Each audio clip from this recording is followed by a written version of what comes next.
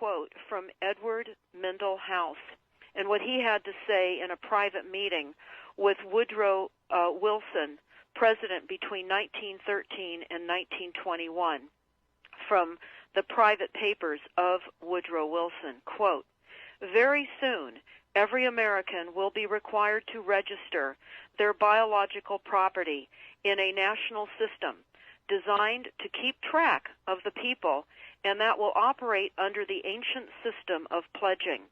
By such methodology, we can compel people to submit to our agenda, which will affect our security as chargeback for our fiat paper currency. Every American will be forced to register or suffer not being able to work and earn a living. They will be our chattel, and we will hold the security interest over them forever by operation of law merchant under the scheme of secured transactions.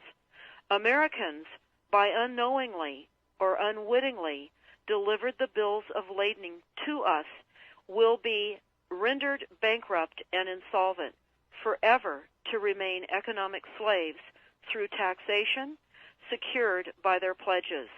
They will be stripped of their rights and given commercial value, designated to keep us a profit that will be none the wiser.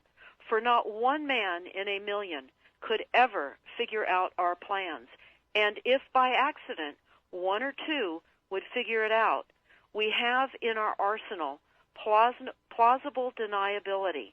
After all, this is the only logical way to fund government, by floating liens and debt to the registrants in the form of benefits and pledges.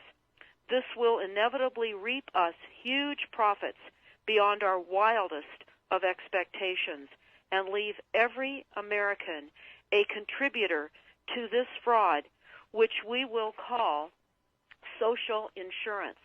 Without realizing it, every American will insure us for any loss we may incur, and in this manner, every American will unknowingly be our servant, however begrudgingly.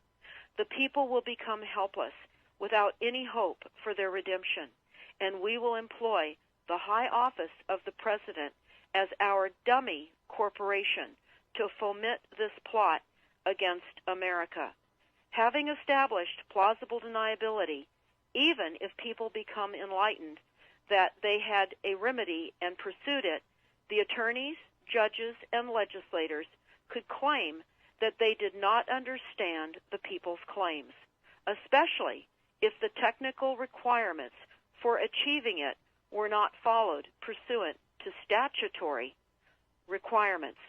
Requiring the public schools to teach civics, government, and history classes out of federally approved, politically correct textbooks written by the publishing houses owned by the owners of the Federal Reserve would assure that the people would not discover the remedy for a long time, if ever. I would recommend that everyone read Fruit from a Poisonous Tree by Melvin Stamper, M-E-L-V-I-N, Stamper, S-T-A-M-P-E-R. That is Fruit from a Poisonous Tree. This is out of Chapter 2 of Fruit from a Poisonous Tree.